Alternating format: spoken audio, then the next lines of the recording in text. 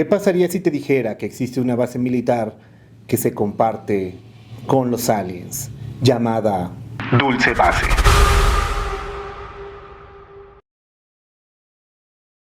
Aquí te contaremos todos los misterios y teorías que pondrán en duda hasta tu existencia. Sean bienvenidos a Los Misterios de Madrid.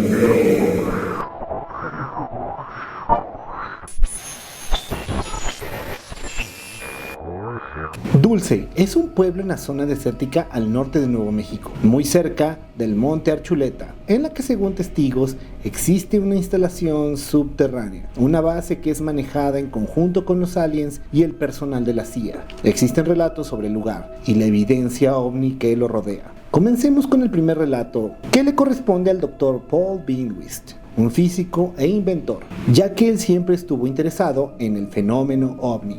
Vivía muy cerca de la base militar aérea llamada Kirtland, en Albuquerque, Nuevo México. Logró conseguir mucha evidencia de experimentos realizados, ahí como objetos volando a gran velocidad, luces en el cielo, actividad eléctrica, ruidos subterráneos, y gracias a su conocimiento también pudo captar transmisiones en las que escuchó sobre aterrizajes extraterrestres, hangares, conexiones de túneles bajo tierra. Toda esta información la recopiló en un trabajo llamado Proyecto Beta. En este punto es donde escuchó sobre la base Dulce y se comenzó a interesar en el lugar y lo que sucedía en él. Binquist tenía la intención de informar a las fuerzas aéreas de los Estados Unidos para que conocieran que existía una base, la cual era controlada por los aliens, según lo que él había escuchado en las transmisiones. Fue en la década de los 80s cuando se interesó en los reportes de Edmund Gutiérrez, dueño de un rancho en Dulce, Nuevo México, el cual reportaba que su ganado aparecía mutilado, animales con partes diseccionadas, sin gotas de sangre, ausencia de aparatos digestivos o reproductivos. En este caso le llamó la atención lo que visitó en el rancho.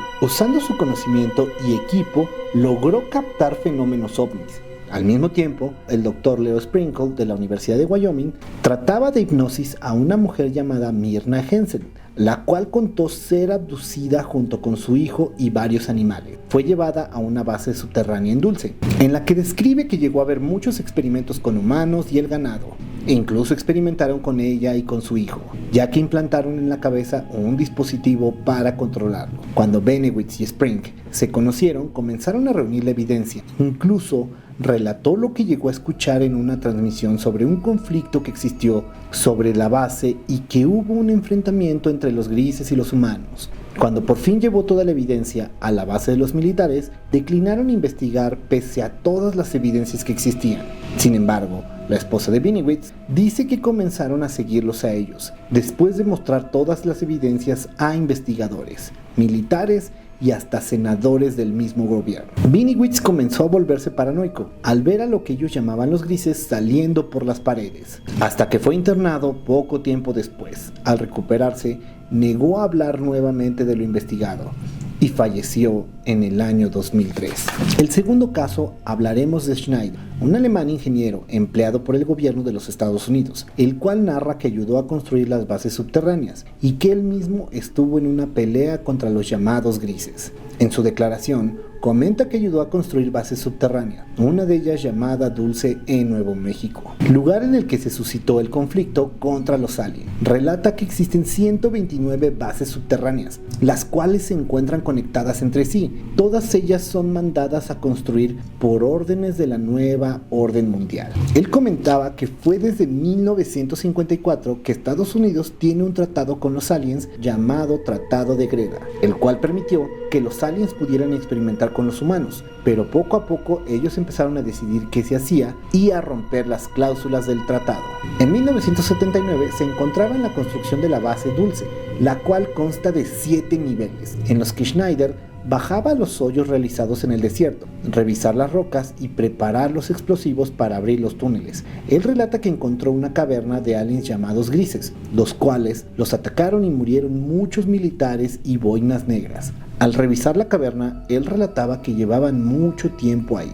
Así fue como comenzó a dar conferencias sobre su trabajo. Incluso él ayudó a construir el aeropuerto de Denver.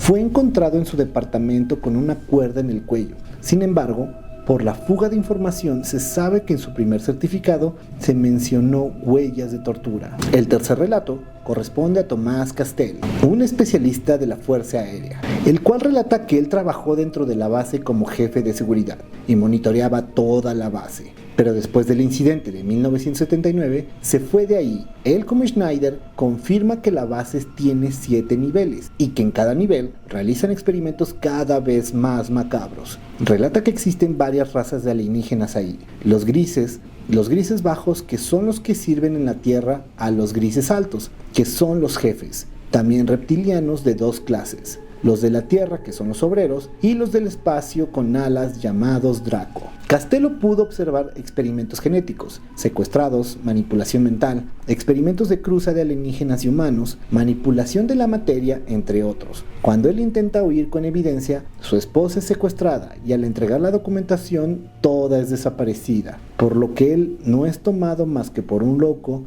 y se cree que huyó a Costa Rica. Y tú dime, ¿crees que los alienígenas y los reptilianos ya están entre nosotros? Yo soy Matt y estos son los misterios.